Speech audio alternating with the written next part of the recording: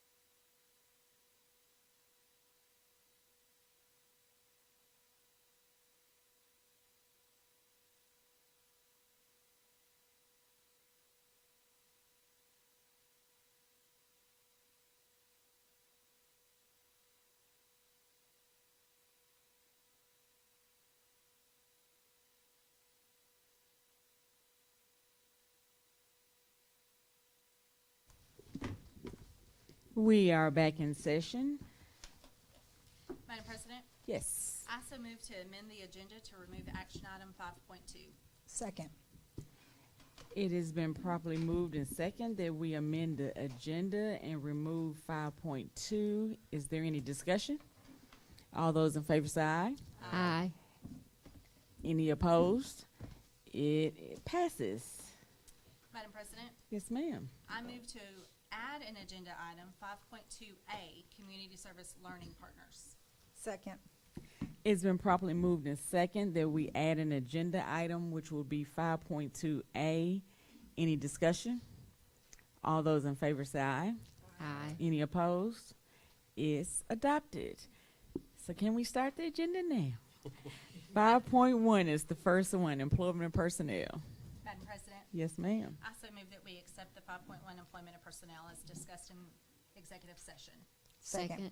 It's been properly moved and second that we accept 5.1 employment of personnel, being that it is employment of personnel, there can be no discussion. So all those in favor say aye.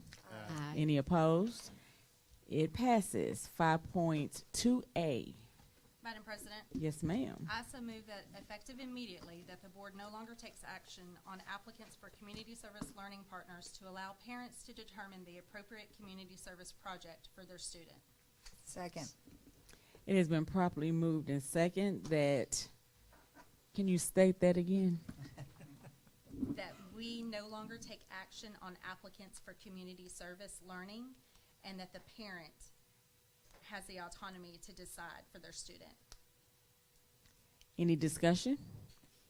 All those in favor say aye. Aye. Any opposed? It passes. 5.4, 25, 26. Hang on, we got 5.3. Oh, sorry. I'm trying to get out. Hang on. 5.3, 2025, 2026, proposed revised district calendar options.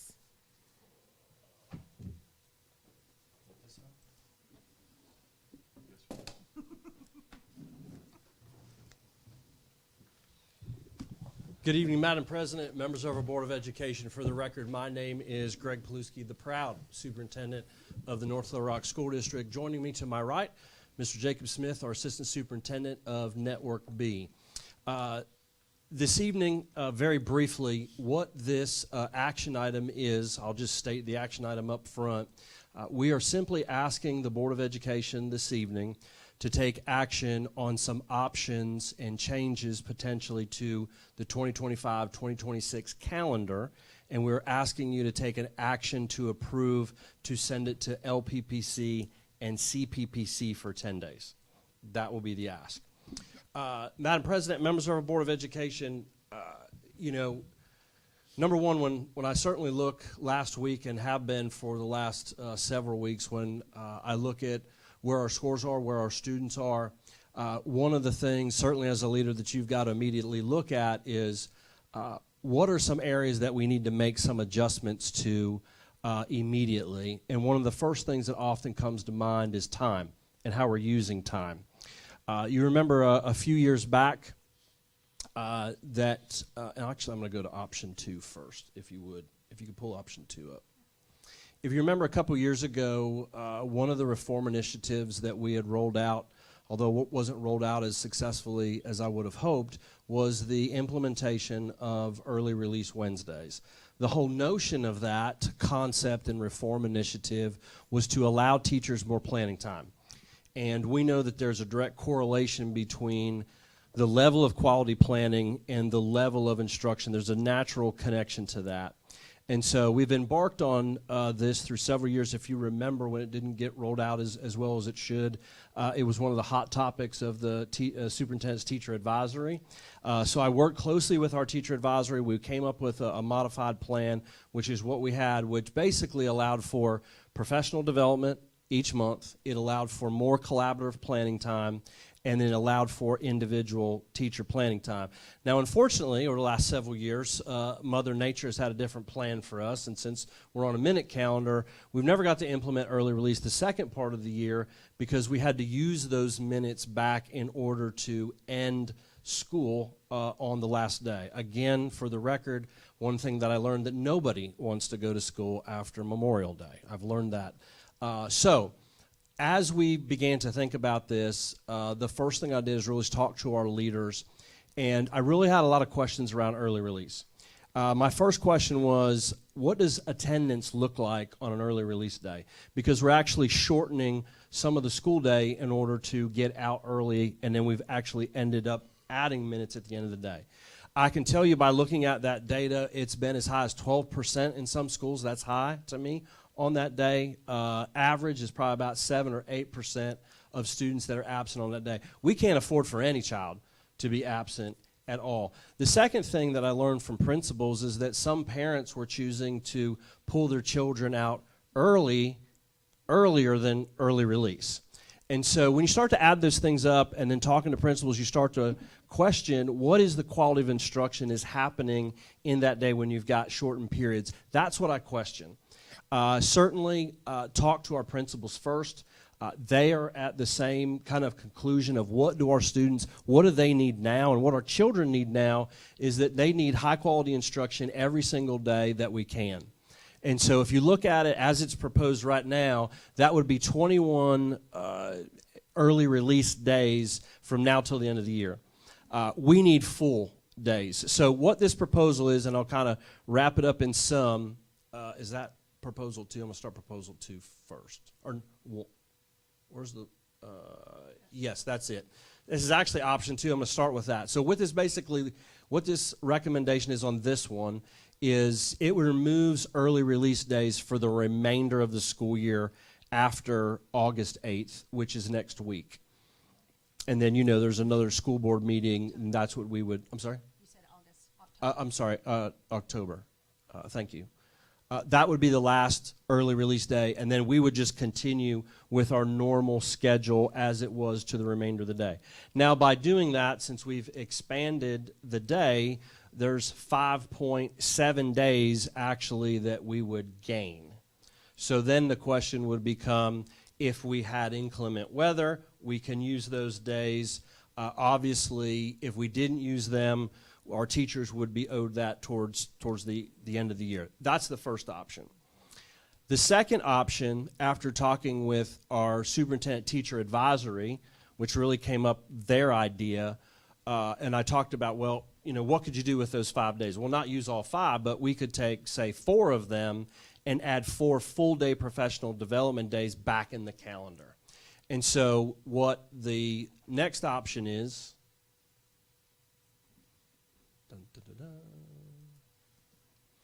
now this adds 4 extra professional development days in the school calendar. So you see in October 31st, Halloween, that's already a pre-scheduled full professional development day.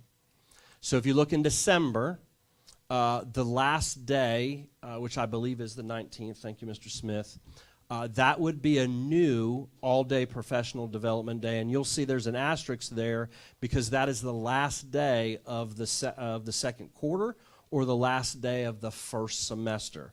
So again, have some professional development, but also thinking about our teachers getting grades in before the semester concludes.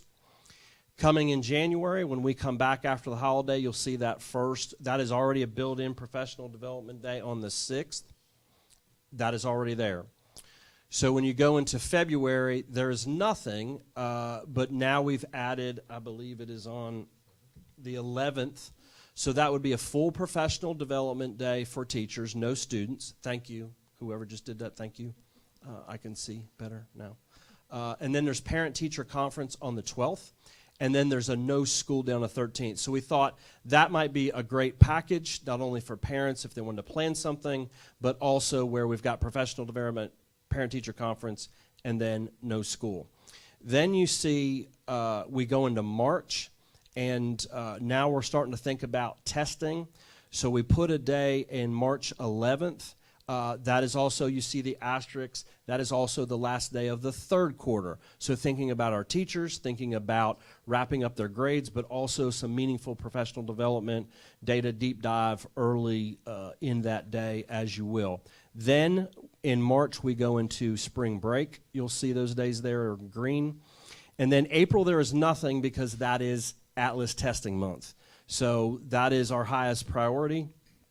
And then we added a last day, which is the very last day of the school, which would be the 22nd, would not be the last day for students. That would be on the 21st, but the last day with our staff, again, full professional development day. I get it's the end of the year, but closing out the year, giving teachers time to close out their grade books, so forth and so on. Those are the two options. Most recently, we had an opportunity to go back with our principals, and most of our principals lean towards this calendar because they know the value of having some professional development for the remainder of the year and testing. There's a couple suggestions on, do they have to be these days? Absolutely not. If our principals and our teachers believe that these 4 professional development days just need to be a different day for whatever reason. In fact, Mr. Smith alluded to me some of the feedback already from the LPPC, and I've read that, and there are some great suggestions that they have on which professional development days that aren't listed here. Rather, we would move them. So I applaud that. On Monday, Mr. Smith and I and our staff will meet with the LPPC. They know about it. They've already been looking at it. The superintendent's teacher advisory, I've met with them, and I've met with our school principals twice. So I know that's a lot, but I think if I leave you with one thing is what is best for our children right now. And in my recommendation, the best thing is to be in front of their teacher every single day, wringing out as much instructional high quality, because here's the thing at the bottom line. The higher the quality of the instruction and the growth of that child, the better the letter grade's going to be. We'll be happy to answer any questions. Mr. Taylor, you have any questions? How much additional learning time is going to happen? Well, the additional learning time, so we will gain back, so now those will be full days of instruction if we remove all of the early release days. So that's about 90 minutes that we release early. I'd have to add that up over 21 days. And 2,100 minutes. 2,100 minutes, to be exact. Thank you, Mr. Smith. Equates to 5.83 instructional days, and depending on which mode we pick, that would be the amount of instruction. It would either be 1.83 days added under this model and 5.83 added in the other model. Okay. All right. Good question. Ms. McLean? My only question is, if we do these professional development days, and then January comes and we're out for snow and ice, Yes. then Great can question. we take those professional development days and Correct. Like I said when I arrived, nobody wants to go to school after Memorial Day. So yes, the first place that we would look, let's say we're out 2 days, we would look at that, we'd meet with our staff, we'd have to come back to you and say, we're going to take these 2 professional development days so we don't have to extend the school year. If we go beyond that, then we'd start to be looking at spring break would be the next option, or adding additional days at the end of the school year. Okay. So it's another built-in way of not extending the school year. Or time. Or time. We could add time at the end of the day like we Sure. did a year ago. Sir, correct. Okay, thanks. You bet. Ms. I'm all set. Ms. Stephanie? I have no questions. Is there a motion? Let me find the open window with the correct wording. Okay. I move that we accept the superintendent recommendation accepting the 25-26 proposed revised district calendar options as presented in open session, and to send it to the LPPC and CPPC for 10 days for their consideration. Second. It's been properly moved in second that we accept the superintendent's recommendation for the 25-26 proposed revised district calendar options, to send it to the LPPC and CPPC for 10 days for their consideration. Any discussion? All those in favor say aye. Aye. Any opposed? It passes. Thank you. Alrighty. Let me get back over here. So now we're down to 5.4, 25-26 standard rates of pay.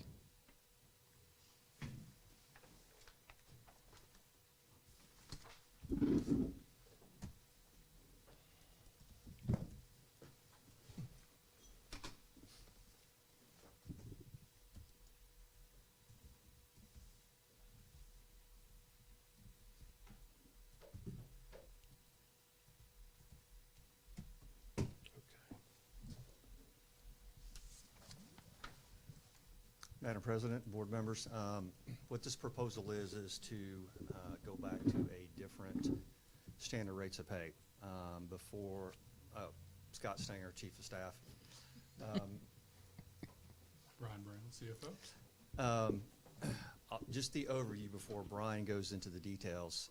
What essentially this does is it removes any kind of rates of pay based off an event. I'll use that as an example, like security guard working a football game or wait time for a bus driver on a field trip. What this will do is it will change it to their standard hourly rate of pay that they currently get, which across the board means they get paid more. Yes. So what we're doing, we're just cleaning up the standard rates of pay. This first section here in red where we've crossed out Twilight School, we are moving that to the third section down where it says night school.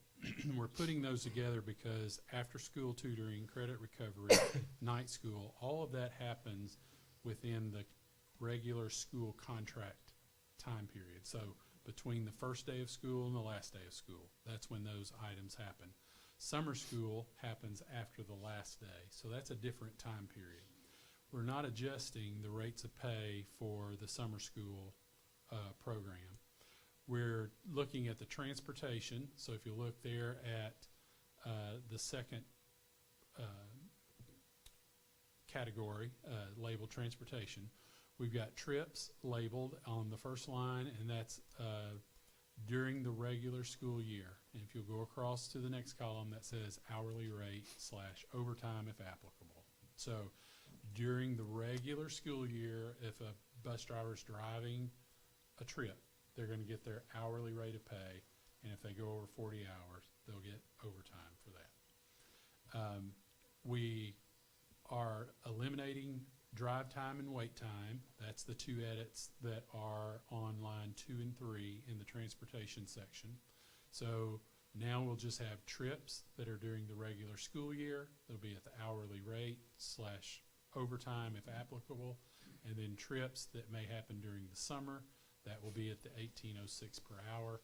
That's outside their normal contract, and that goes along with the rates we have established for the summertime jobs that are listed above. Then on the after-school tutoring, the credit recovery, and the night school, all of that in this section, as I said earlier, happens within the contract period time. So we're going back to their hourly rate / overtime if applicable. So we're crossing out the $18.06, the $12.86, the $17 for security officers, the $20 for CSSO. Those are going to hourly rate / overtime if they exceed 40 hours in a work week. Then Saturday school, we're again, for paraprofessionals and bus drivers, we're going to hourly rate and overtime because Saturday school happens during that time period of between the first day of school and last day of school. It's an additional work item that people would sign up for, and we're going to hourly rate / overtime. Then in the athletics section, we have a few edits here, and we're having to clean up some of the elementary athletic events that are happening. The very first line, what we've determined is we have a clock, a book, an announcer, a seller, a ticket seller, a ticket taker, and we have those for different sports.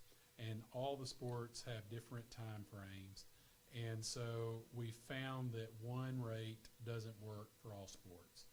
So athletics has a list, and it's a long list of by sport what they would pay, a ticket taker, a ticket seller, an announcer, who keeps the clock, who keeps the books, and generally that's going to be by the game.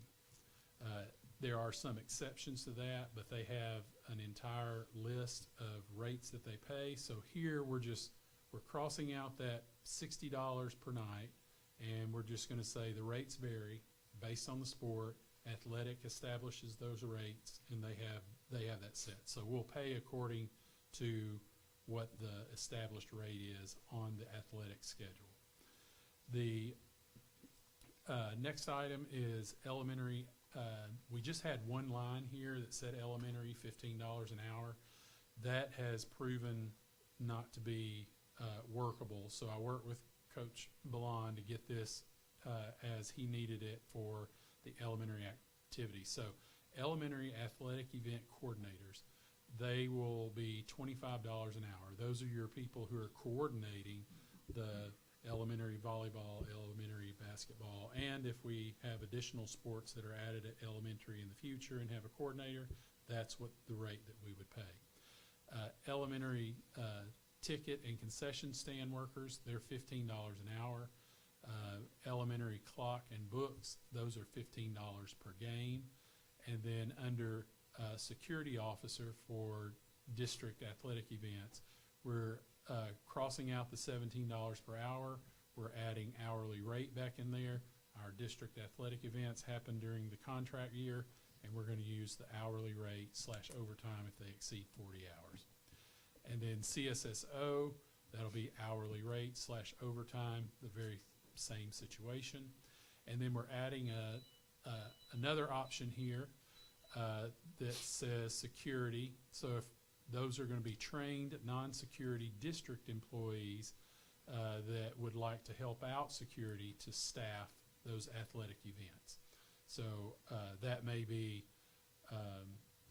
it may be a teacher that wants to get trained and work security at a football game. It may be a custodian. It may be one of my bookkeepers. It may be whatever the case may be. What we're going to do. Yeah, so If they're needed. yeah. If they're needed. So what Chief thinks is him and Captain Corbin are working on a training plan right now. And people that volunteer, that want to do this, would go through the training, and then if needed, we'd call them and say, hey, can you work this event, and here's a rate of pay. And that's the only one here that is set based off an event. Everything else is based off current hour rates of pay that people already earn. And it's just to increase that net of people that we could call upon to do some of this stuff. Now, I want to make it absolutely clear, we're talking about security officers, the folks that wear the yellow shirts without the weapon, not the people with the blue shirts with the weapon. Thank you for that clarification. Okay, close. And then bus drivers driving for athletic events, again, they'll be paid their hourly rate / overtime. So again, we're not doing the drive time, the wait time, the blended overtime. It'll be their straight hourly rate and overtime if they qualify. Okay. That's all the changes we have. Now, our rates of pay, it's actually a 3-page document. What we've done is consolidated only the lines that we were changing. So only this one page is a summary of the changes only, but I do have a copy of the 3-page document that would reflect all the changes. If you'd like a copy of that, I can provide that to you. You may be asking, why now? A couple factors. Obviously, we've heard and listened to our employees. Number 2, market forces out there. If you go out in Pulaski County Special School District and just kind of look at their job postings, they have 20 new ones out there for bus drivers. So competition's ticking up, and this is a way to help get in front of that. And retain our staff that we want to retain. Absolutely. Ms. Absolutely. Temple, do you have any questions?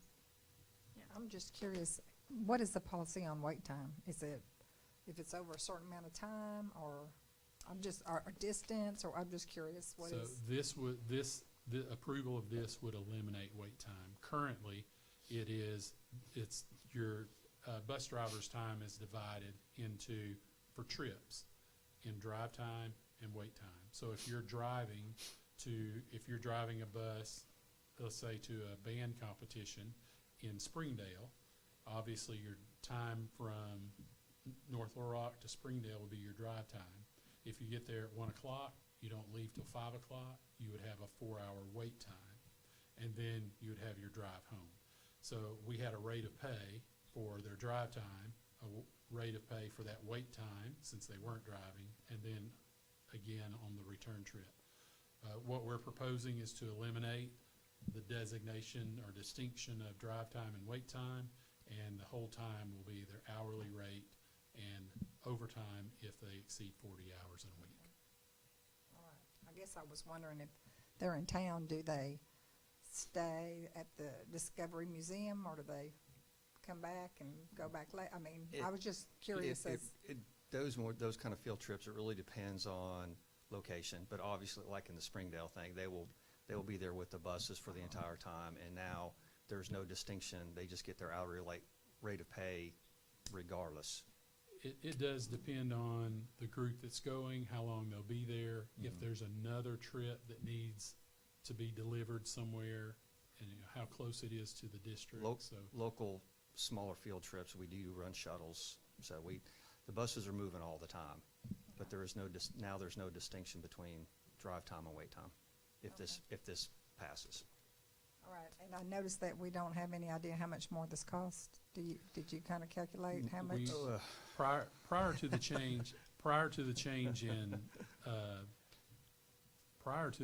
that happened in April, we were doing this already. Yes. So we've only had a period of time from July 1 to now where we've enacted this. So there won't be additional costs. There will just be potential savings that we won't earn for the entire year. Yeah, we were already paying. Part of this year we've already been paying the bill, and it is a moving target to calculate that, because you're talking absentee rate. You're talking, well, we did more field trips this time than last. I mean, whew, yeah, I'm not even sure how we'd get a good estimate on that number. We had estimated that the change would save us around $200,000 in a year, but we just implementing that between July 1 and October, by reinstating it, we're just reinstating what we've spent in the past. So essentially, we just won't save as much as we thought we would by implementing that. And we've learned a couple things. The flip side of that also can drive increased overtime cost and some other issues when you have people that, like, okay, I'm not volunteering now. So, yeah. Okay, I get it. Yeah. All right, thank you. Ms. Wonkum? Okay, I'm all for the bus drivers. Yay. Thank you for listening. There was some concern when we were all over there. We had a great discussion with our wonderful staff members. Here's my red flags immediately, if you will. Our security officers, our CSSOs, our security trained, non-security district employee. I'm just trying to make sure I name everyone here. So we've got homecoming coming up. I want to make sure we're fully staffed. I want to make sure we're good to go. I want to make sure we're safe. We've got 1,000 kids. I don't know if we're allowing other students to come to this dance. We've kind of flip-flopped back and forth over the years of who we allow, who we haven't allowed, and whatnot. So are we increasing the pay on security? No, it's really going back to where we were. So it's an increase from from the last rate that was approved. Right. The last rate had a different rate. It had $17 an hour for a security officer and $20 an hour for an CSSO. Most of those, most people make more than that on their hourly rate. Okay. So this is actually this will actually generate more funds for the CSSO and the security officer by making this rate change. This would be the example. So I'm a CSSO making $25 an hour. I'm making numbers up, okay? And I'm working at Ridge Road.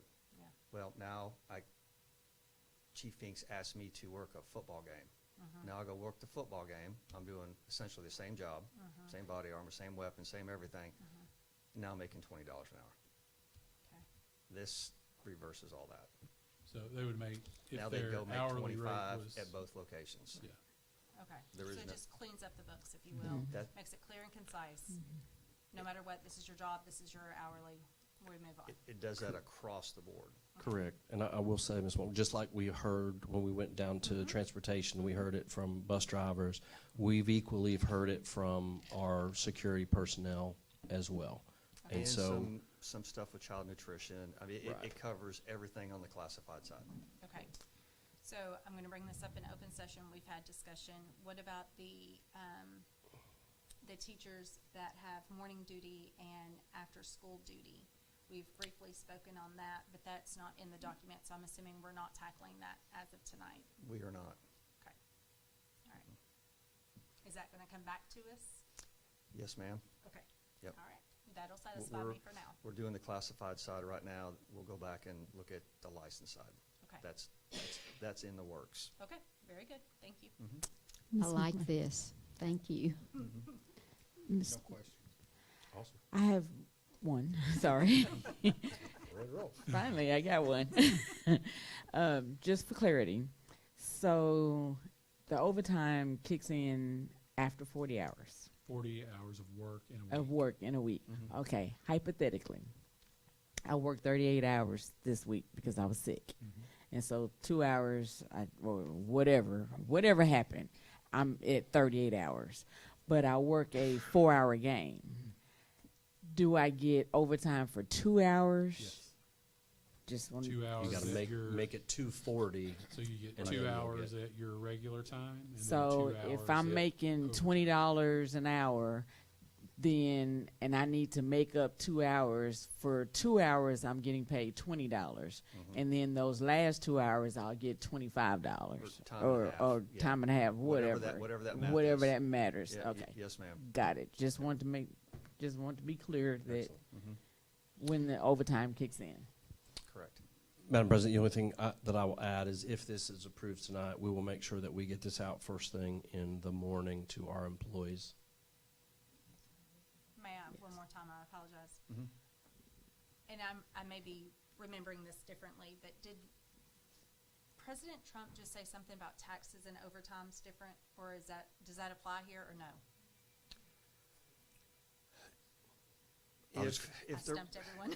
Yeah, I know, ma'am, I know what you're talking about. Okay. I don't, Oh, that was tips. so I For believe, sure, but I'm not sure. I about believe that overtime. was a Tips. proposal at the federal level to change the tax code that overtime pay would be exempt of federal income taxes.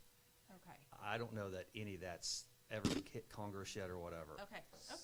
Yeah. So I think when it does, Mm-hmm. I think what we'll do is we'll still collect taxes on the front end through payroll, Mm-hmm. but there'll be a reporting box on W-2s about how much overtime they pay taxes on, and they'll recover it through the tax filing system.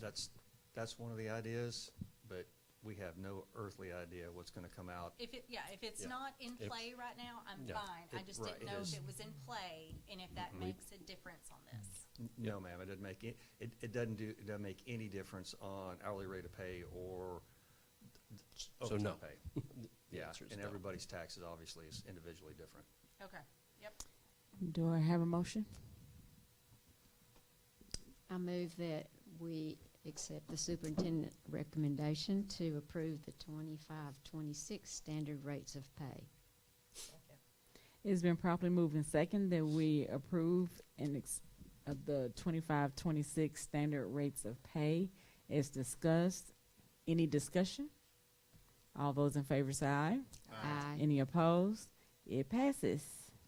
Thank I'm you. sure our security and bus drivers are going to be happy. The next item is 5.5 fiscal year, well, we've been waiting to discuss employee bonuses. Okay, so I wanted to, if you'll look at the tab that is labeled 13.2 million excess net legal calculation. So I wanted to walk you through this. And this is from the fiscal year 25 budget. So if you'll notice, the very top number, $24,094,714. That was the net legal balance at the end of the fiscal year. That includes the 13.2, the next line, that we wanted to retain in our operating budget. So if you recall, that used to be 12.8. We increased that over the last couple of years because it had been nearly 10 years since we had increased that. Now it's 13.2 that we keep. We keep that legal balance in there because there are periods of time during the summer months where we do not get fund distributions from the state or the federal government.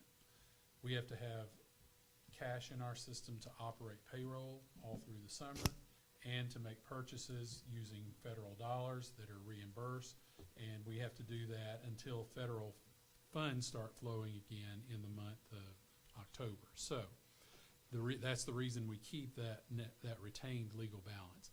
The $10.9 million is the amount that we transferred to our building fund, and I wanted to break that down for you. So the $10.9 million that transferred to the building fund, we knew we were going to get $7,547,462.50. We knew we were getting that.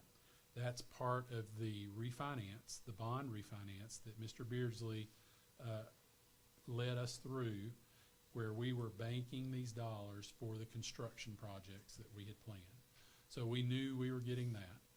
We also had some declining enrollment. So as our enrollment declines, we get temporary 2-year funding for declining enrollment. And this, in fiscal year 25, we got $1.294 million. What that does is allow you to transfer some of those expenses that would be in operating over to that declining enrollment, and you can save your operating fund, and that could move over into the building fund as well, which is what we did. We also had additional state, local grants and balances in those small accounts for one-time money of $842,000. So those are various grants that have been written that weren't completely all spent, that were sitting there with balances and accounts. So when you do the reconciliation on what was our true, everybody see, you know, if people knew we just transferred $10.9 million, they think we're rolling in the money. But when you break that down and reconcile it, with $7.5 million we knew we were getting for bonded debt savings, and we know that in fiscal year 26 this year, that's going to be cut in half. We'll have one more year where we save approximately $3 million that will roll to the building fund, and then our full bond payment, or our house payment, our mortgage, comes back into play. So what we've been doing is paying interest only for the last 3 years, no principal, in order to bank money for our building project. And that's how Mr. Beardsley had that set up. That's how we got the cash on the front end. So that all returns after this year back to our normal mortgage or bond payment. So we had $1.2 million that is our reconciled net legal surplus. So it's in excess of 13.2 that's not related to one-time dollars. So that's part of the 10.9 that we rolled over. So you all authorized me to roll that over, everything above 13.2. 10.9 is what we put in the building fund. So that's all sitting there. We have, You want to go to the next one? yes.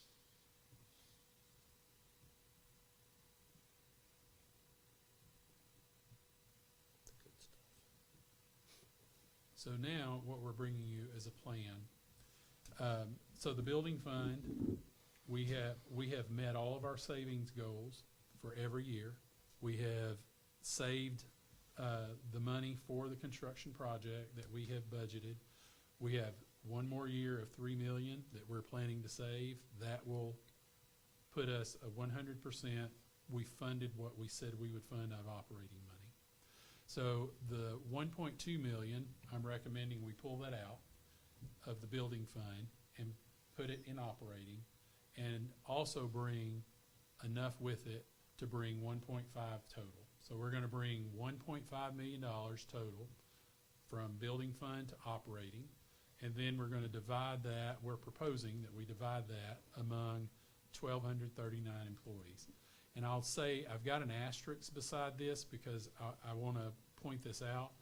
The total number of employees, that is variable until we meet both the deadlines that are written in this motion.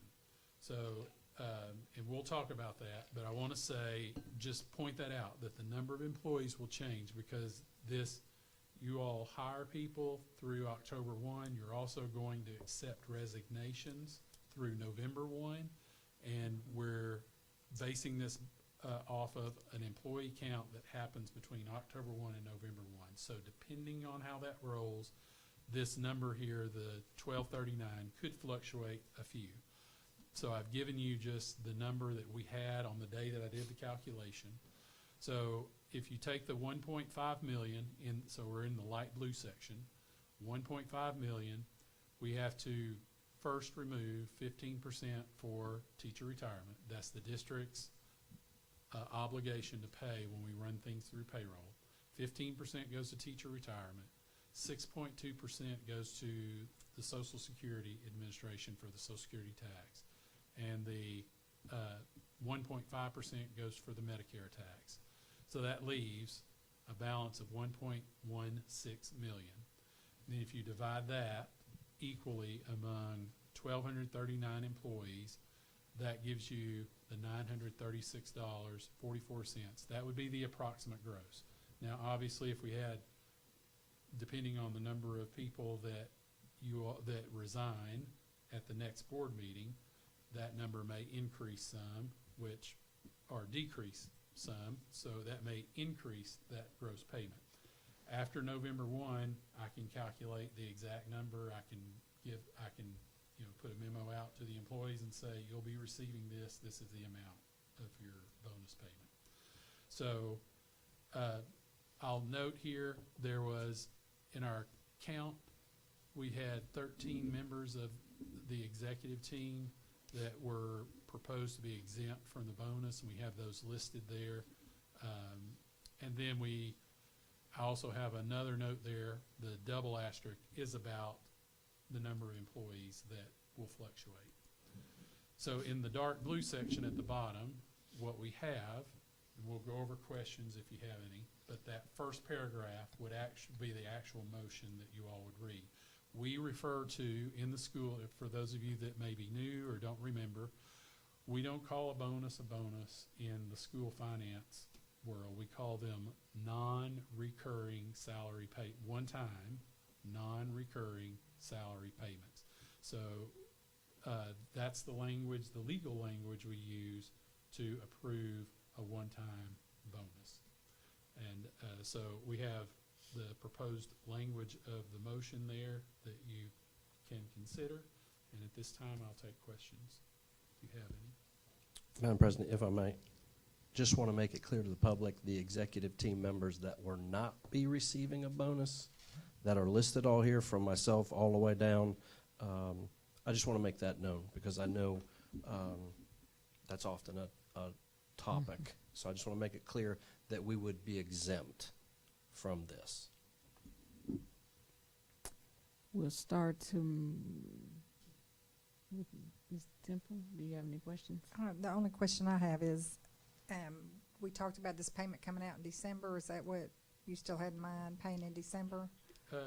We will either pay it, I don't want to promise, by December 10th it would be paid. We may be able to make it on the last payment of November. November 25th. November That's what I was 25th about to or ask. December 10th. I just don't want to lock us in to At that time frame? that time frame. And One of then- those two pay periods, we would add this to the payroll. So they'd get their normal payment and there'll be a second line there. Well, that was my second question. Can it be paid on a separate check so that taxes aren't as high when you have the combined? Or is that just asking too much? So, well, I'll have to review the IRS regulations on a separate payment. You know, they have tax tables set up, and for us, we're on a semi-monthly payment, so it's 24 pays, and there's tax tables regarding those 24 pays. The way it has been in the past, and I'd have to check current regulations, but our regular paychecks make up those 24 pays. So as we get paid, if we pay a bonus in a separate check, that's a 25th check, which you have to pay according to the special tax provisions, which are a lot more expensive. And it used to be 25% for federal tax alone. Okay, all right. So it was more, I've done the calculation before. We've had that request from employees before lots of times, and I've done model payment simulations for them, and even for LPPC in the past to show I that. remember having this conversation Yeah. before you. So now you we've say that. shown Okay. that they get more take-home pay by putting it on one of their Okay. 24 checks than a separate check. So what this proposal do, if it passes, is allows us to go back and look at the mechanics of how to do it now. We know the math, but there are several things that go into it. You would think writing a check and paying somebody would be easy, but it's not in this business because of some of the stuff Brian just did. That's why we don't want to lock ourselves into the 25th, but it would be the 25th or the 10th, because there's some hoops we have to jump through to actually give money out. All right, thank you. Thank you. Ms. Walcom? So just for clarification, for the public, Dr. Paluski and high-ranking executive team members are not receiving this bonus. Correct. It is for anyone and everyone else. And then coming back to moving money, because we spoke about bond savings, and then we just had our millage run. So just for clarity, this is not the current millage that we just passed money. That's It's correct. not This- millage money. That is correct. Say And it louder. I'll This is speak. not millage money. I'll speak to that. Say it louder. This is not millage money, and the executive team is not getting any Okay, I bonus. just, again, Yes. let's I'll put speak that on to the that. billboard. I'll speak to that. Very, So very good question. Good question. the millage did pass. We have done one bond sales. We received $9.9 million in our first bond sale. That is in a separate bank account, and it is separate from the school district operating building savings fund account. It is totally separate. That'll be used 100% for construction. And when we do our second bond sales in either January or February, that will be put in a separate fund account. That money will be used 100% for the building program. What we're talking about here is savings. This is the operational savings. That's why I went over that first slide.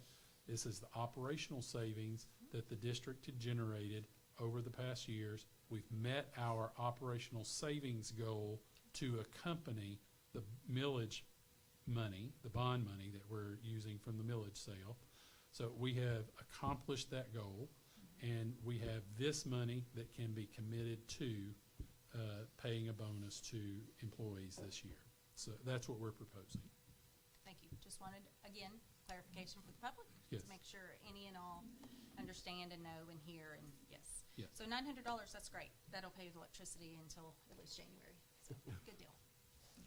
Ms. McLean?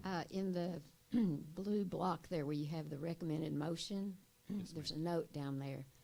Could you talk to that note, Yes. please? We have two campuses that operate aftercare programs. One is Crestwood and one is Pikeview.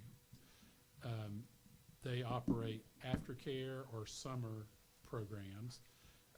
Those aftercare employees that are not district employees, they have a few people that they hire to work those aftercare programs that are not district employees. And in the past, the aftercare program has requested to be able to pay a prorated bonus to their employees who are not district employees out of their aftercare account.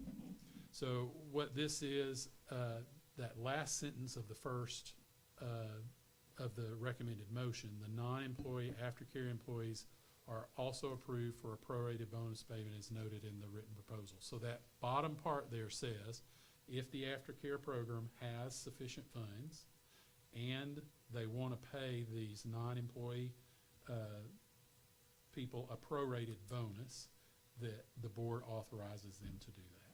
It wouldn't be paid out of the building fund because they're not employees, but it would be paid out of their aftercare program, and that's funds that have been generated by that group of people for running an aftercare program at their school. So it just gives them the option to pay it if they want to, and we'll pay it on a prorated basis. Okay, thank you. Yes, ma'am. Mr. Taylor, any questions? And for further clarification, you wouldn't have to state that in your motion. Just that top paragraph would be your motion, and then we've got that written explanation as in the bottom to explain that. Okay, I think you've answered all my questions, but I'm gonna go down my list just to make sure. Okay. I do see in the motion, we're gonna say something about no, because you said we didn't have to say the whole thing, so we won't. Can you speak to the part-time employees being prorated? Yes. So we have, so the $936.44 would be what a full-time eligible employee would receive. If we have an employee that is not working full-time, let's say a crossing guard who works 4 hours a day, not 8 hours a day, they would receive a prorated amount. So we'd prorate that 4 hours to the 8 hours, which would be 1/2. So they would receive 1/2 of that payment. It would be prorated based on the number of hours they work. I just want to make sure that they know that because in the motion it didn't say anything about part-time, that we're thinking about part-timers as well.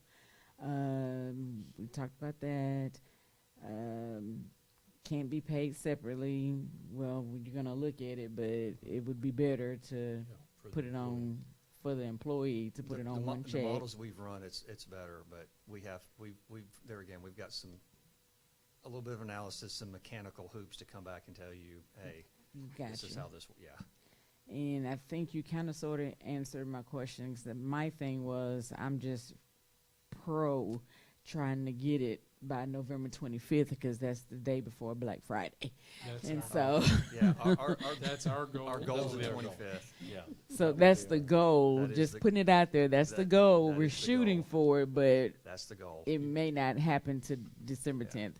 I'll So take December 10th, but I just would our goal- love Our November goal is the 25th. 25th. Our goal is the 25th. Got it. I shy away from promising that. No, That's we fine. understand. We'll just put it out in the atmosphere. That's our goal. We're trying to We've speak talked it out about into the atmosphere. Yep. And lastly, we won't know the exact amount you said until After November 1. after November 1st. And I think that was all of my questions, except for when we make the motion, because this is occurring in the middle of the school year, it still has to go to the LPPC. It does. So the board can vote. The board can vote for it and say you approve it, but ultimately it will go have to both PPCs because you want to make it retroactive to this school year. So anything, they will have to vote on it. I don't think there should be a problem, but hopefully that'll be a quick discussion and a quick vote. Anything, Mr. Smith, that it just needs, they can vote for it if they choose to, and then we'll just get that. If the board remember, pre-learns, there used to be a staff vote, an entire staff vote to approve a bonus. Now, under a post-learns environment, the PPCs are the governing body under that, which is why their action applies for the whole staff. Got So it. we'll send it. Matter of fact, we're going to meet with them, the LPPC, on Monday. So is there a motion? Madam President, I so move to transfer $1.5 million from the building fund to the operating fund to pay a one-time non-recurring salary payment divided evenly among all for year 26 employees who meet the following eligibility. Employed full-time on or before October 1st, 2025. Part-time employees will be prorated and are an active employee as of November 1st, 2025, with 13 of the executive team members as listed in the written proposal being exempt from this non-reoccurring salary payment. Non-employee aftercare employees are also approved for a prorated bonus payment as noted in the written proposal. Second. I was going to ask if you could repeat that. No, I'm just kidding. I'm gonna have I to. had to use my finger for a moment. You will. It's been moved and second, and that we, and I hate that I have to do that, but let me reread that we transfer 1.5 million from the building fund to the operating fund to pay a one-time non-recurring salary payment divided evenly among all fiscal year 26 employees who meet the following eligibility: employed full-time on or before October 1st, 2025. Part-time employees will be prorated and are an active employee as of November 1st, 2025, with 13 of the executive team members as listed in the written proposal being exempt from this non-recurring salary payment. Non-employee aftercare employees are also approved for a prorated bonus payment as noted in the written proposal, and we're sending this to the LPPC and CPPC for their opinion, vote, agreement. Any discussion? All those in favor say aye. Aye. Any opposed? It passes. I don't think anybody wants to oppose getting a raise. Yay. Is there a motion to adjourn and move into workshop? Madam President, Yes, ma'am. I so move that we adjourn and move to workshop. Second. Colonel. It's been properly moved and second that we move from meeting to workshop. Before we begin the workshop, I just want to make this statement. I'd like to remind everyone that this is a board workshop that we're in right now. It's not a formal meeting. Workshops are meant for open discussion, planning, and sharing ideas, not for taking official action. The goal is to ensure everyone has the chance to speak without talking over one another. Today's conversation helps prepare us for our decisions that we will be making in official board meetings. My only request is that we keep in mind that each of us brings our own perspective and that all comments remain respectful and appropriate. We are now in workshop, and the first thing up is 1.1, construction updates. Yes, ma'am. Colonel Stanger will provide us a very brief overview. There's a lot of stuff happening at our middle school campus that's very close. That is, Thank you, Colonel. That is correct, sir, ma'am, board. Construction is moving. You can see in the pictures, or if you've been over there, you see that what we call Building 500, the auditoriums are coming down. They're coming down pretty quick, and debris being removed. The way ahead is the final building.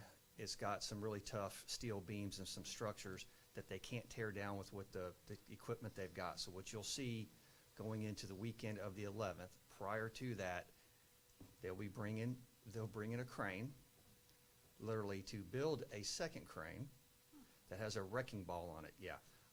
So this thing is so big, they have to bring an assembly crane to build the crane that's actually going to knock that building down. And they're going to do that over a weekend. So obviously there's no kids, nobody there for enhanced safety. So when the first crane shows up, it's going to sit there. And if anybody drives by and wants to know, they're not doing anything with it. They are. They just have to bring in the second one. And when it's built, they have to be certified and all sorts of other legal things. And then they'll knock that down, remove the rubble. Then they start tearing the slabs out. After that part, the plan is they bore some drill holes to make sure what the foundation underneath there really, really looks like. And then they start planning to start building vertically. That's in the next few weeks. Owner, architect, contractor meetings have begun. So we did our first one, and that went really well. We'll do two more when the other project starts. We'll have 3 a month concurrently, and because of that, and we have day jobs, we have selected a owner rep, and we're in contact negotiations with them right now. These are pretty easy to do. So our plan right now is to get that done and that contract in front of a board vote at the regular board meeting. So they can start attending those meetings and do the walk-arounds and all the stuff that they're licensed and basically have the knowledge to do that we don't. And they would be accompanying you during these updates, correct, Colonel? Yes, sir. There'll be a couple gentlemen that will be right here and can answer all those real technical detail questions that I can't, if you have those. Any questions, Mr. Taylor?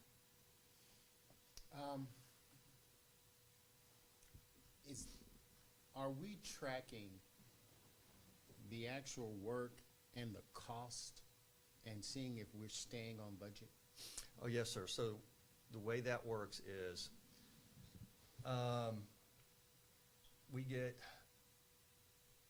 so in this case with the demolition, that's probably an easy one to do.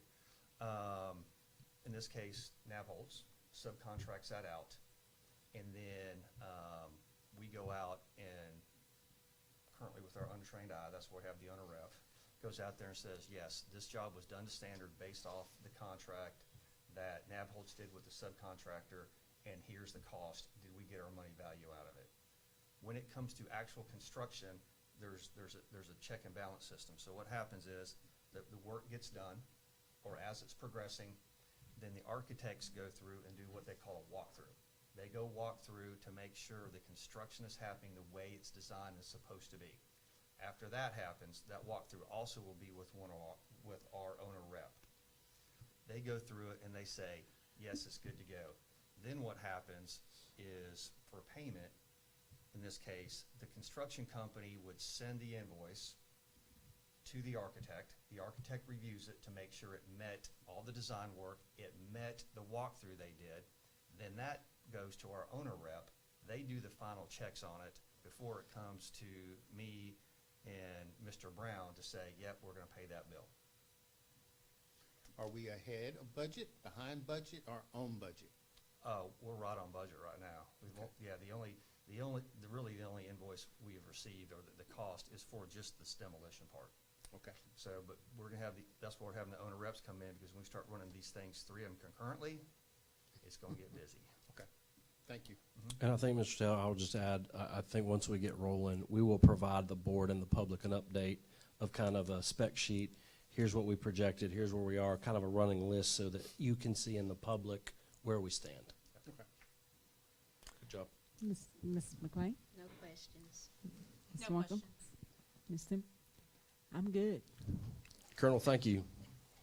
Madam President, members of our Board of Education, the next information item 1.2 is Tier 3 support model, and I'll ask my colleagues, Dr. Thomas Rogers and Mr. Smith, both of our assistant superintendents of A and B, and then they will have, as we've gone, we've looked at our data, and as we've been talking about our tiered model, we've had to add 2 more schools into our Tier 3, which will include Amboy Elementary School and the 6th grade campus.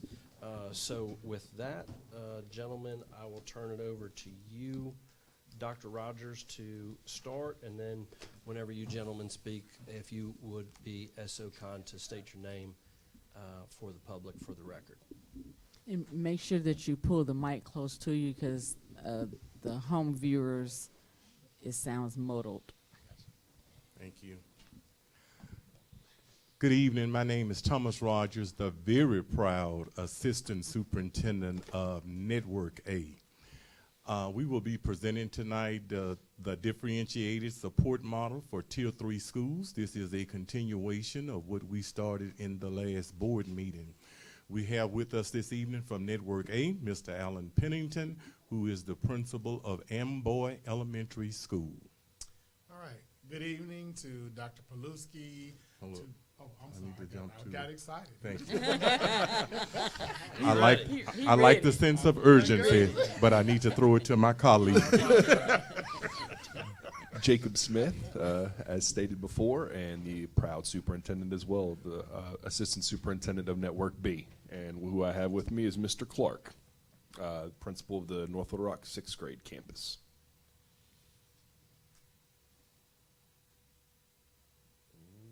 Now you can take off. Technical difficulties, hold on. The purpose of this presentation is to inform you all as the North Little Rock School Board our differentiated support model that we use for our Tier 3 schools.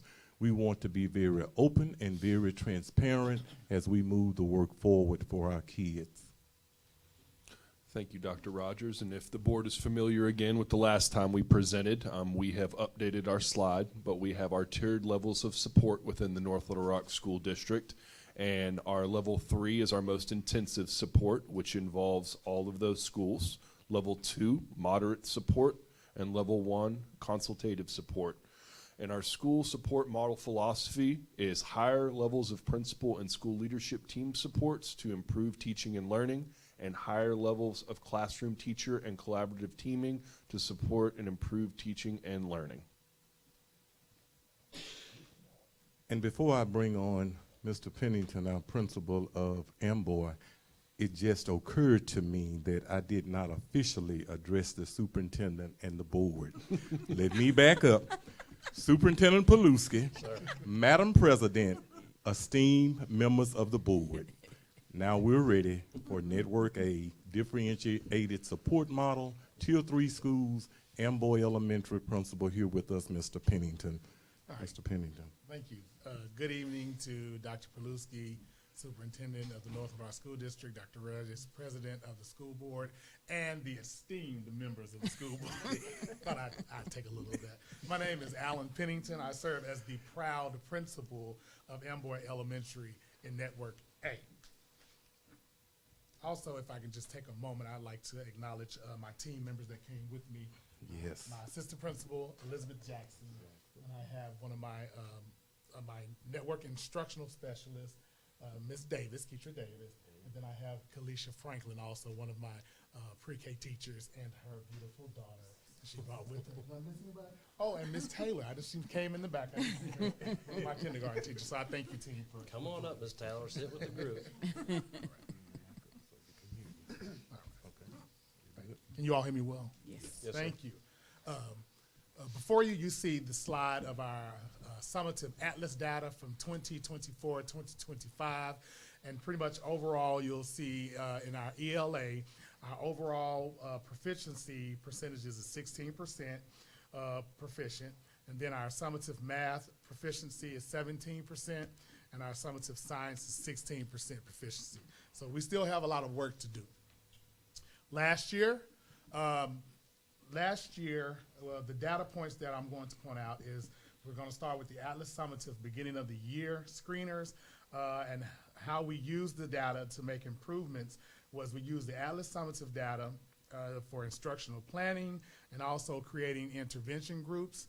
Our oral reading fluency and our core phonics, we provided interventions and support. The data was used to create intervention groups for our 4th and 5th grade scholars. Also, the Atlas interim assessment, the fall and winter data, we used that data to identify scholars needing intensive support in the areas of math intervention. So we used the Kids First Tutoring to provide that support for our scholars in grades 3 through 5. We also used our classroom walkthrough data where we provided and shared information with our teachers through the principal's pen. We also provided teacher support and professional development. We provided many professional developments during PLCs and also early release days. Our attendance data, we wanted to support our scholars through the Never Ever Absent or Tardy initiative that was created, where we provided special recognition for those scholars. We had a special table during lunch where we set out for them, and they could sit at the special table for to be recognized, never ever absent or tardy. And then we also had a display in the school that displayed their pictures of those scholars, just as another special recognition. Our behavior data, we provided incentives monthly and quarterly to use positive behavioral interventions and supports where we recognize students who met school-wide behavior expectations. This year, we're going to use data, and how we use it, we look at the 2025 Atlas summative data, where we're going to use it for instructional planning, interventions, providing individual supports, areas of strengths and opportunities as we look at the reporting categories. Also, school-wide standards-based trackers that we've created with the support of our network instructional specialists to identify proficiency of the guaranteed standards in planning interventions and reteaching and reassessing of skills. the Atlas BOI screeners and the Atlas interim fall and winter data point that we're going to use to identify students at risk of not meeting foundational math and literacy skills to guide instructional decisions and interventions. We're going to use that to monitor student progress throughout the year and to provide targeted support and enrichment for those scholars as needed. Again, classroom walkthrough data, we're going to use that again to provide teacher support and professional development. We have a system right now where we have coaching cycles going on for a couple of our grade levels. We're also doing what's called at-bats, where the teachers have an opportunity to model for each other their instructional practices so they can really kind of learn from each other. Also give prescriptive feedback using the achievement level descriptors. When I tell y'all that is a game changer, that is a game changer. And I thank Dr. Rogers for really walking us through that process of looking at those achievement level descriptors and making sure that it's aligned to the state standards and aligned to the curriculum resources that they're using. And since we've been doing that, we've been able to give, again, prescriptive feedback to our teachers, have our teachers where we're rating them in their level, looking at the levels of rigor in the classroom to address the tier 1 instruction, making sure kids are getting high quality instruction from teachers. But we're also challenging them to internalize that information to see how they would rate themselves. So I'll have teachers come back and have those conversations with, it was a level of rigor of 1, how can I improve that? And we have discussions around ways to raise that level of rigor. Also, behavior data. Again, we're using positive behavior intervention and supports where we recognize and incentivize students who met school-wide behavior expectations. We're doing a lot of things where we noticed last year that we had a lot of incidents on the bus, on the basketball court, so we've taken an opportunity to provide training. We did a day of where we rode the bus and taught them how to ride the bus. You know, if they're going on field trips, they've had practices on what we expect. And also on the basketball courts, because we had a lot of fights, so we had our PE teacher to kind of teach them how to, good sportsmanship and all of that. So we're really trying to provide training even for our scholars and not just our teachers. And we also have our monthly mini bashes and quarterly bashes as well. Our theory of action, if the school board, I'm going to have to put on my readers for this, y'all, I apologize. If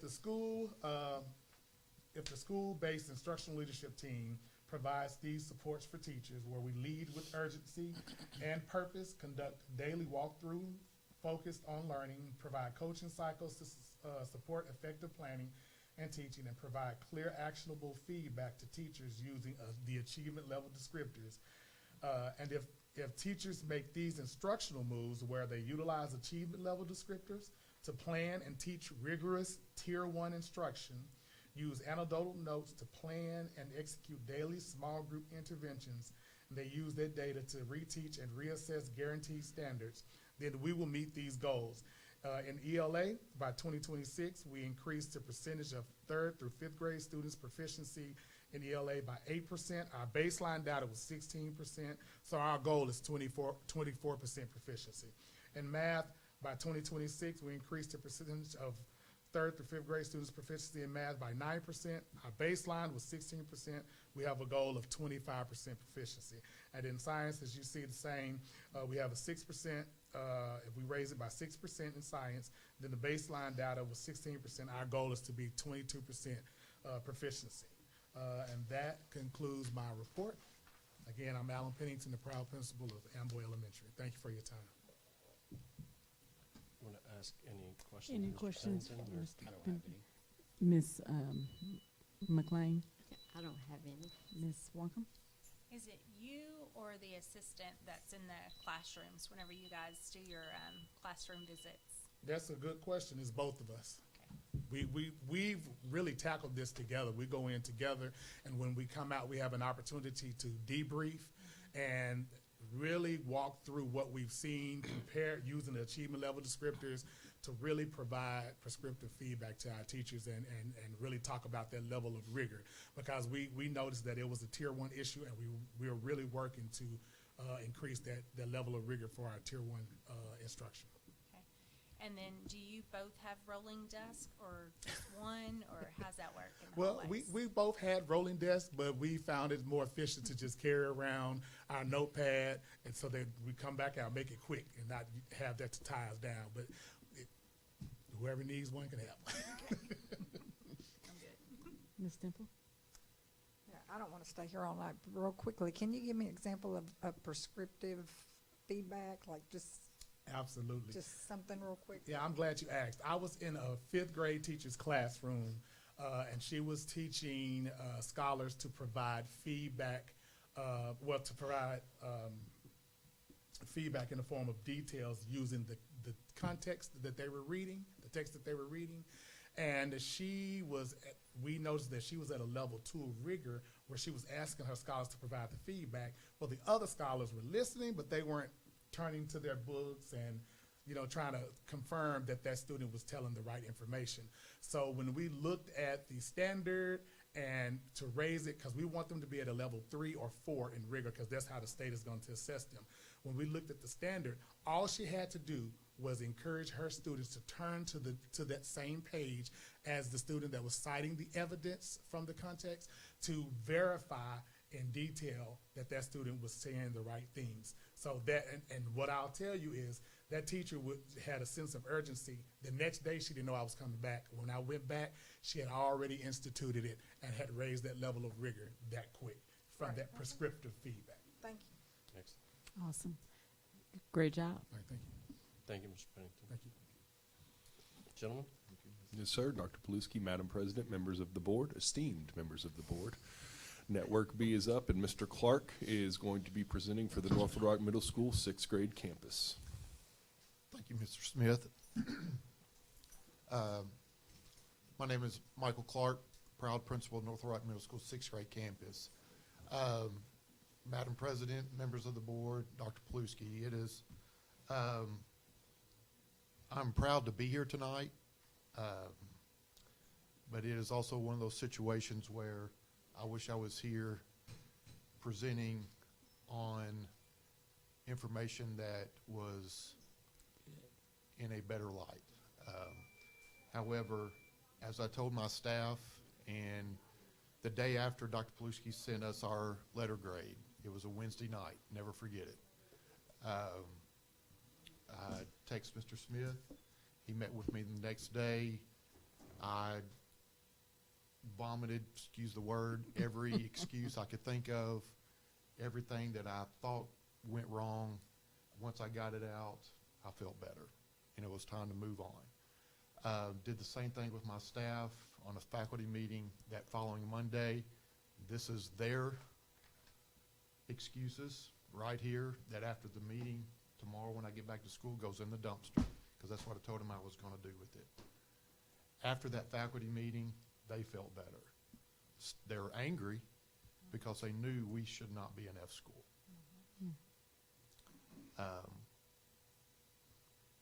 So I don't want to be here all night either, Ms. Temple, so I'll get started. But Who did you bring with you? anyway, I just wanted to let you know that this is something that we're not taking very lightly at all.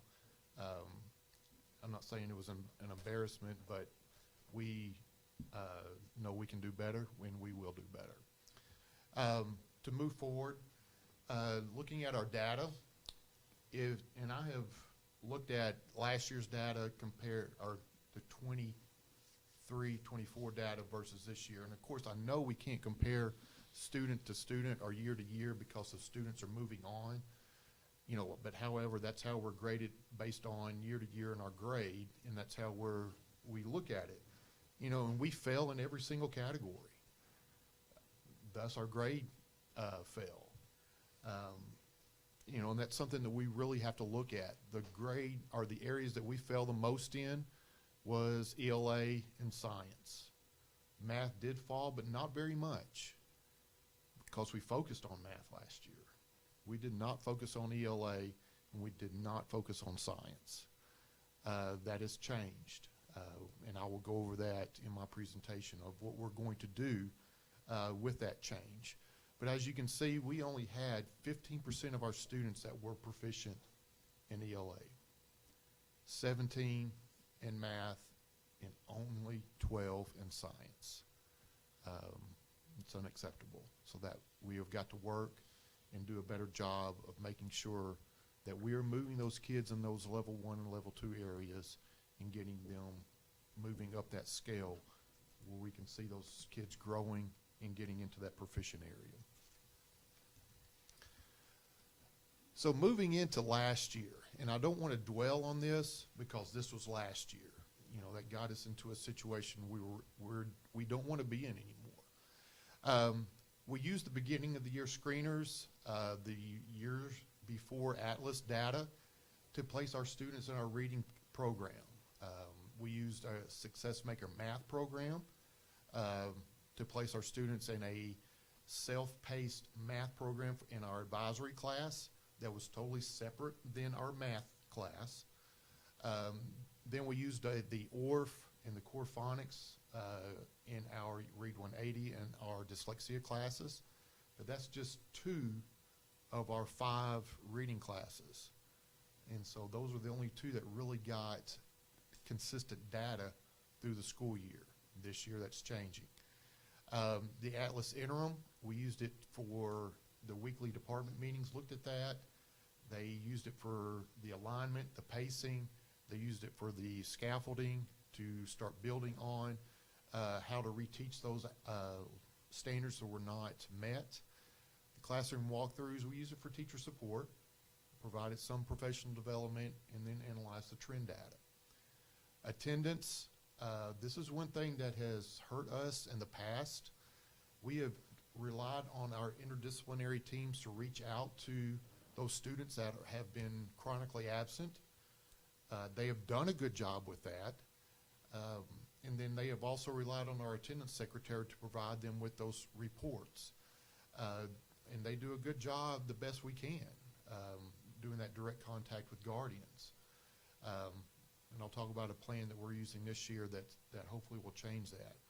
And then our PBIS system with our positive behavior. This is one thing that we have always done, I say always, in the past 6 years, we have had PBIS that we have had on our campus. Last year's behavior was a little rough, and we had the highest suspension rate that we have had since I've been principal there. For one reason or another. It's in the sheets that's going in the dumpster. So we cannot dwell on that and move forward.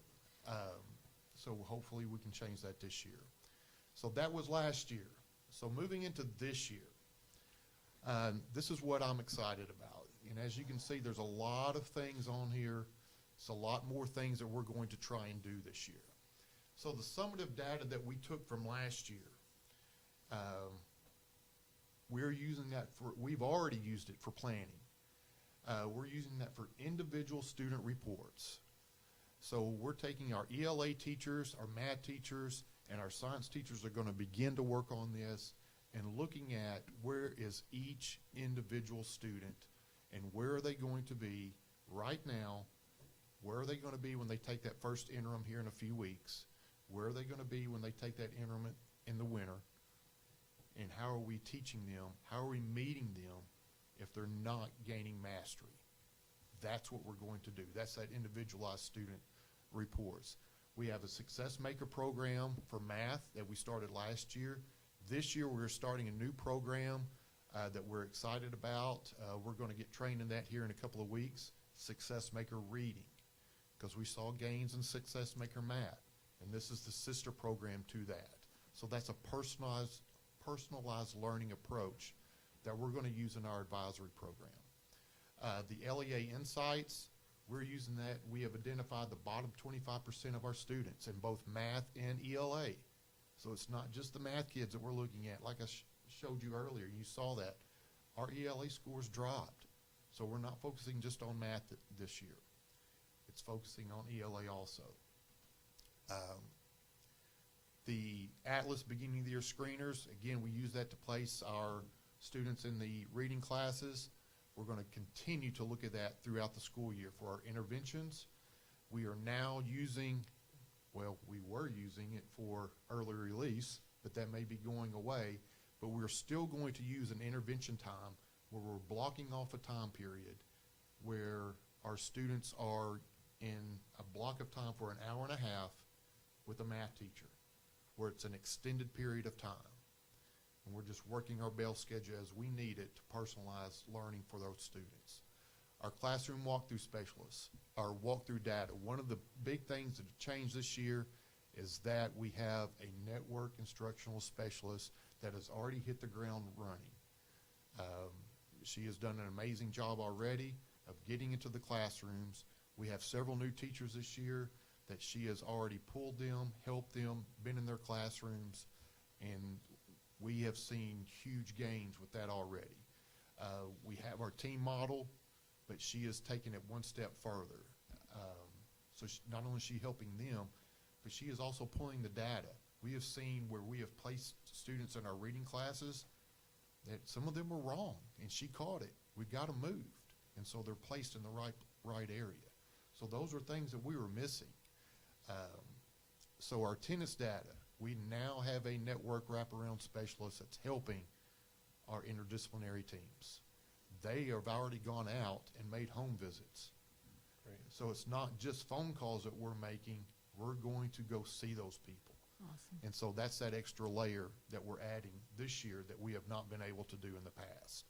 Our PBIS system, we are now going to a new program that talks to eSchool. It is a part of Power School. It used to be a called Kickboard program, but now Power School bought them out, and so it's a part of eSchool, and they will talk to each other. And so we're hoping that that new program will mirror what we're doing, and so we've got training on that coming. So we're hoping that is going to help improve our student behavior also. So looking into our theory of action. So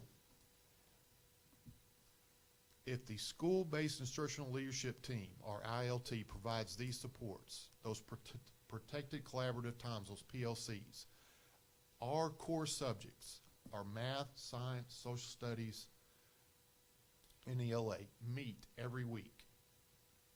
Every week. And then once a quarter, they are meeting all day. In fact, our social studies team met today to plan for the second 9 weeks. And so when they meet each week, in fact, we are even looking at meeting twice, possibly a third time. Because as the data comes in, we have got to be able to look at that data quickly to change instruction. And that's a conversation Dr. P had with me last year. He goes, "Are you sure one day a week is enough?" It may not be. So we're looking at that. On the other days when departments are not meeting, our teams are meeting. And they're wrapped around looking at the child on their team. So the departments are looking at content and data. The teams are looking at the child on that team. The other thing we're looking at is the high quality Tier 1 instruction. That's one in our advisory, making sure our advisory period is intentional, that we're making data-driven decisions, that our pacing and alignment are where it should be, and that we're differentiating the instruction. We've got to do that. Our Tier 1 instruction has to be high level. The personalized learning approach is where I was talking about the Success Maker math and reading. We've got to meet the kids where they are and grow them. The Tier 1 instruction is where they are in the classroom. We've got to meet them on grade level. The differentiation, meeting them on that personalized learning approach, is where they actually are testing and building them up. So we're scaffolding them. And then making those data-informed decisions. Not reading the entire thing as far as our goals, but if we can increase our baseline of 8.5 and hit our goal of 17% in ELA, hitting our goal at 17% in math, and our goal at 18%. I don't know, Mr. Smith kind of looked at me and he goes, "I think if you do that, you may be close to a B." I'm like, rock on. Let's do it. So there's no reason North Little Rock Middle School 6th grade campus should be where we are. and I'll be the first one to take responsibility for that as the leader. So our goal is to get us out of the place where we are and get us where we should be. And that's our goal for this year. Mr. Taylor? Ms. McLean? You are fired up. Got to be. And I hadn't seen you fired up before very many times, I don't think. And I'm glad to see it. And it seems like you're headed in that right direction, and you're taking your faculty with you. So that's great also. And I know that Dr. P also said y'all get in those classrooms and do those walkthroughs or observations 20 times a week or whatever it is. So I know that y'all are seeing what's going on more and more. So I appreciate the time and effort y'all are putting into this and the commitment, because you know that you can do better. Absolutely. Thank you. Ms. Wonkum? All right, so for the public to know and understand, sixth grade campus is fed by all 9 elementary schools. So all 9 elementary schools, our 2 Bs, our 2 Cs, our 2 Ds, and our 3 Fs come to you.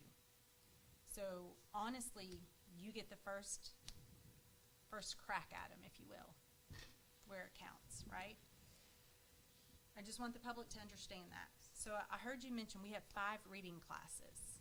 So out of 9 elementary students, or 9 elementary schools, wrong S word, schools come to you, we still need 5 reading classes in 6th grade.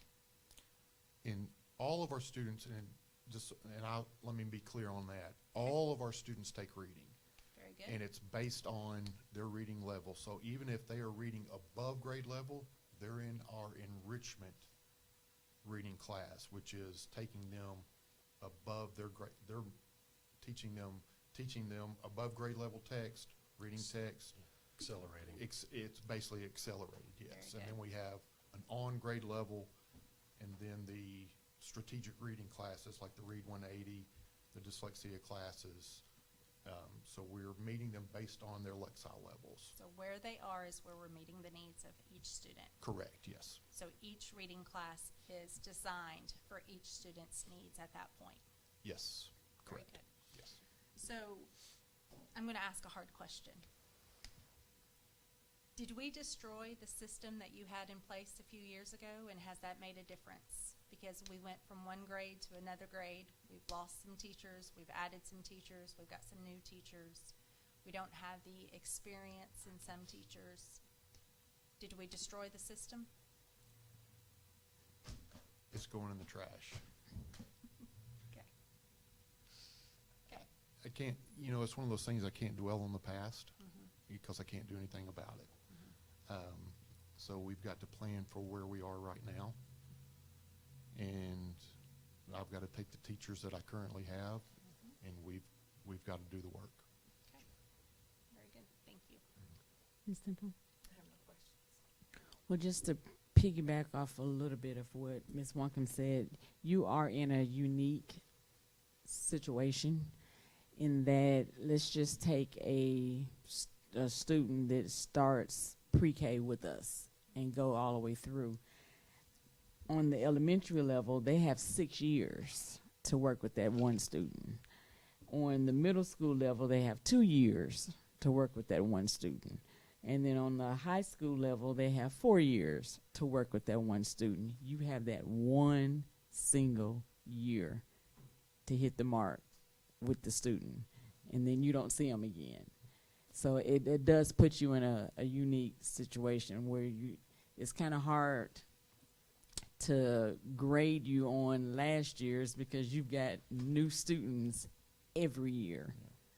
So just threw that out there. Keep that in mind. And you're correct. However, we've never been in this position before in all the years that I've been at 6th grade. But I love your energy, like Ms. McLean says. I can see the difference. I love your energy. Just keep the energy going. Thank you. I just want to say one thing, Mr. Clark, and what I appreciate, and I appreciate you modeling it, and that's accountability. You didn't make one excuse right now. You said, I own this. I'm the leader at the end of the day. That's what leadership is. Leadership is understanding that you're accountable, you're going to hold others accountable, and I have a lot of respect for that, Mr. Clark, and I know you're going to do great things this year, but it starts with you, and I appreciate, you said some things today in front of the public, in front of everything, that's very vulnerable, but you own it, and I respect that, and I think those that you lead respect that, because that piece of paper right there, as you mentioned, is excuses, and we can come up with every excuse all day long, every day. But we only get one shot to teach our kids at the highest level every single day. And I respect your ability to own and be accountable. That's leadership. Thank you, Mr. Clark. Thank you. Thank you all. For symbolism, just throw it in the trash in front of everyone. You can burn it, just not on school property. So we're down to that last item. Bring us home, Mr. Randall, Mr. Riddle.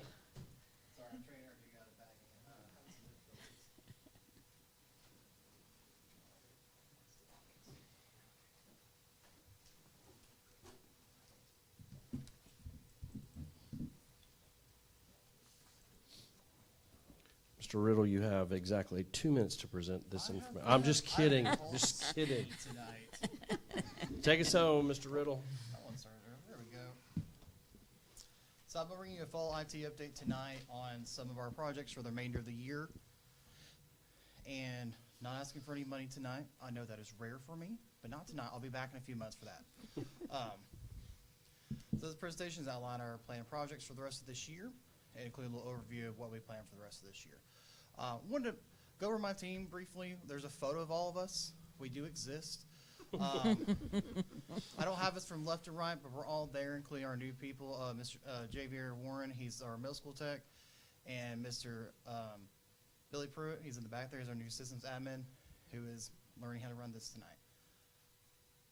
So I gave you last year with our 5-year refresh plan for 20% of our devices every year, warranty coverage, fleet reliability, and avoiding paying it all at once. We still plan on doing that this year. I considered pausing it due to tariffs, but the prices have normalized. So currently with Chromebooks, still going to be 1-to-1, 1,250 Chromebooks this year. That's down from the large purchase last year of the high school, which is the bumper crop. We're going to look at about for a 4-year accidental damage protection plan. Total cost of that should be around $600K. You know, I like to have my numbers high, not to give everyone sticker shock. We're working those quotes, but that's ballpark. That's what I think the highest end of it will be. Teacher staff refresh, most the same from last year, 1 device per staff member, 250 devices per year. We are considering a switch to Google Plus devices. Basically, an adult-sized Chromebook for teachers, 15-inch, has a 10 key. Before I get pitchforks, I know that's a big thing. Those will have a 4-year warranty. We decided to go with that, or stick with our Windows laptops. It depends. We have some seed units out right now that middle school, high school, and some elementary testing. So far, it's been positive all around. It's a lot easier for us to work on, and we think we can get 6 to 8 years out. We can get a longer lasting than we can the Windows devices. Dock stations, same as last year. Total cost for those, we think it's going to be around $300,000, so a little bit less than last year. You know, I like to have my numbers higher, so we'll see how that turns out later in the year, but I'll bring that one and the Chromebooks back in the spring. 5-year refresh cycle, our new E-rate cycle, which is our 5 years of federal funding from the SEC, opens this fall. We're getting, I think it's $1.4 million in funding for that. That will be used to mostly replace our aging network switches. That number is based on the National School Lunch Program, so thank you, Colonel Sanger and Mr. Ginder, for getting us back to that rate we need to be at. It helps me out as well. Switch is going to be the majority of it. Most of our switches are approaching 10 years. They're still working, so we're not going to replace all of them, but a lot of them are out of warranty, the core ones we need in our buildings. Yes, ma'am. What are switches? What do you mean switches? So switches are, I really currently used one before. As he's laughing, the old lady with the switchboard, moving the things around, it's those. Basically, a lot of our switchboard ladies are getting older in life and want to retire. So It's or switchboard bin. It can be either or. He told me that analogy, and it's one of the best ones. I had to explain what a switch does. It's, it connects to different phone lines. Okay. So we're going to set aside part of it for the middle school and wait till it's completely done with construction before we do that. Now, as the 6th grade gets done first, yes, we'll go ahead and move that one in, but we're not going to give them any new Chromebooks or anything until that's all done, because we don't want anything to get lost and moving or anything like that. For backups, we're going to move that in-house. It is a lot more cost efficient for us to do that ourselves. So we're going to move that in. It's about 1/3 of the price. I've talked to my friends at Conway, where I worked before, and we're actually going to put one of our old server racks over there as a cold data storage. So we'll basically upload new information to it every 6 months, and they'll disconnect from the network. So if we get, I don't want to say the word in case it happens, if we have where we have to have a disaster recovery, we know we have a good backup that is geographically different, because thank you, tornadoes. So we'll be entering into an MOU with them for our cloud backup. That should cost us right around $20,000 a year, or it's right under it. I think it's like 18. New phone system. Our current one is ancient. I'm pretty sure it was new when I was in grade school at Valonia. It is a whole Montel short tail system. Comedy hour. Randy Riddle. It's late. It is late. He's like, Late let's night. go. I got Randy 8 Riddle. minutes. Job on the side. So our system is going to be completely end of life, end of 2028 is what they said. It was 2029 last year, so I suspect it'll be dead by the end of the year next year. I was going to originally bring something before you tonight. We decided to take more time to review a couple more options, and we'll have that for you in December for winter replacement. We do plan on cutting down the number of phones we have. Right now we have 515. Some of these phones are never used. So we think the number we're aiming for is around 300. That'll cover principal, AP, nurse, counselor, front office, the core necessary ones for each building. One of the other parts is this old system is struggling to meet the emergency 911 requirements, and new one will meet those requirements. We expect the first year costs to be anywhere between $40 to $60K for the first year, because that first year you have to buy the actual phones. If we decide to use actual physical phones, soft phones are available for a lot of these where they can just use it on their computer. And a lot of them have you're going with us, you have to buy this support contract the first year, so we integrate it. It's all required from all of them, unfortunately, and I think we can do it in-house just fine, but they require it for a lot of them. Years 2 and on, we expect it to be about 20 to 30K per year, which is roughly about, depending on how some of our current phone systems work, could be a savings or right about the same as we pay now for it, for a new system. So, tickets, just go over tickets we had last year. We closed 3,037 tickets. For Chromebook invoices, I put this for Ms. Williams, but she's not here tonight. We have had 409 for this year so far. Should have put this year on there. 326 of those are still outstanding. The majority of them are in the high school, which is to be expected. That's historically where we see the most issues with Chromebooks. For Chromebook tickets, right now we, so far for last year, and I apologize for the bad format on my part, we had 797 general Chromebook issues. We tried to list them all out, but everyone just picks general other. And I try to sort them all, but 800 tickets is a lot to look through. But 136 screens, 102 keyboards, 20 were power issues, and 21 headphone jacks. The headphone jacks and power are down by about half what they were the year before, which is good. So, but total last year we had almost 1,100 Chromebook tickets. And we're not on pace to meet that this year, which is good. So there's an improvement there. And that's all I've got for y'all.